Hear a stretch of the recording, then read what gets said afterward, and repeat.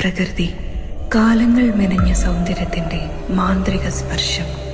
നിന്നിലെ സൗന്ദര്യത്തെ കൂടുതൽ മനോഹരമാക്കാൻ ഈ പ്രകൃതിയെപ്പോലെ. അമി ഗോൾഡ്.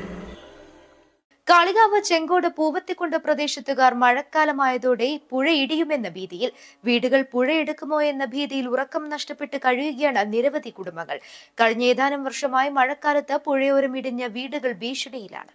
ഓരോ വർഷക്കാലത്തും വീടിനോട് ചേർന്നുള്ള ഭാഗം പുഴയിലേക്ക് ഇടിയുകയാണ്. 2019 പ്രളയത്തിൽ ചെങ്കോട് പൂവത്തിക്കുണ്ട് ഭാഗത്തേക്ക് പുഴ ഗതിമാറിയത് മുതലാണ് വീടുകൾ കടുത്ത ഭീഷണിയിലായത്. വീടുകളുടെ തറയുടെ അടുത്തുവരെ മണ്ണിടിച്ചിലെത്തിയിട്ടുണ്ട്. കനത്ത തോതിൽ മഴയുണ്ടാകുമ്പോൾ വീടിന്റെ അടുക്കളയിൽ വരെ വെള്ളം കയറുന്ന സാഹചര്യമാണുള്ളത്. രാത്രികാലങ്ങളിൽ മഴ കനത്ത് പെയ്യുമ്പോൾ ഈ കുടുംബങ്ങൾക്ക് ഉറങ്ങാൻ പോലും ധൈര്യമില്ലാത്ത അവസ്ഥയും. ഞങ്ങളെ അവസ്ഥ തന്നെ. വെള്ളം വന്നാൽ ഞങ്ങൾക്ക് കടന്നുറങ്ങാൻ ഞങ്ങൾ ഇപ്പോഴും ഇറങ്ങി മണ്ടൻ്റെ ഇതാണ്. വെള്ളം വന്നിങ്ങോട്ട് ഒന്നായിട്ട് പെരുമ്പക്ക് കുത്തുകയാണ്. ഒന്നായിട്ട് ഇടിഞ്ഞു പോയി. കുറേ സ്ഥലം ഉണ്ടായിരുന്നു, കുറേ ഇടിഞ്ഞു പോയി. ഭീഷണി നേരിടുന്ന കുടുംബങ്ങൾ പല പ്രാവശ്യം അധികൃതർക്ക് നിവേദനം നൽകിയിട്ടുണ്ട്. എന്നാൽ യാതൊരു നടപടിയും ഉണ്ടായിട്ടുമില്ല. ജില്ലാ പഞ്ചായത്തിന് കഴിഞ്ഞ വർഷം നിവേദനം നൽകിയിരുന്നു. സംരക്ഷണ ഭിത്തി കെട്ടാൻ ഫണ്ട് പാസ്സായതായി പറഞ്ഞിരുന്നുവെങ്കിലും ഒരു നടപടിയും ഉണ്ടായിട്ടില്ല. വർഷകാലമായാല് ഞങ്ങളിവിടെ ഒരു 8-10 കുടുംബങ്ങൾ ഭയങ്കര ഭീഷണിയിലാണ്. പിന്നെ ഒരു പ്രാവശ്യം ഞങ്ങളിതൊക്കെ അനുഭവിച്ചതാണ്. എല്ലാവരും പകുതി മുക്കാലും വെള്ളത്തിൽ മൂടിയാണ്ടാണ് ഞങ്ങളെ വീടുകളൊക്കെ. അപ്പോൾ ഇവിടെ വന്ന് നോക്കിയാൽ അറിയാം ഇവിടുത്തെ സാഹചര്യം. പിന്നെ വീടുകളൊക്കെ ഇങ്ങനെ ഇടിഞ്ഞു വീഴാറായൊരു അവസ്ഥയിലാണ് ഇവിടെയൊക്കെ നിൽക്കുന്നത്. അത്രയും അടുത്താണ് വീടുകൾ. അപ്പോൾ അടിയന്തരമായി ഇതിനൊരു പരിഹാരം നമ്മൾ അധികൃതർ അടുത്തുനിന്ന് ഉണ്ടാവണം. കഴിഞ്ഞ ദിവസം റവന്യൂ മന്ത്രി എ പി അനിൽകുമാർ കാളികാവിലെത്തിയപ്പോൾ പുഴയ്ക്ക് സംരക്ഷണ ഭിത്തി നിർമ്മിക്കണമെന്നാവശ്യപ്പെട്ട് നാട്ടുകാർ വീണ്ടും നിവേദനം നൽകിയിട്ടുണ്ട്. തുടർ നടപടി ഉണ്ടാകുമെന്ന പ്രതീക്ഷയിലാണ് നാട്ടുകാർ. ഇവിടെ വലിയൊരു വിഷയം ഉണ്ടായത് എല്ലാവർക്കും അറിയുന്ന കാര്യം തന്നെയാണ്.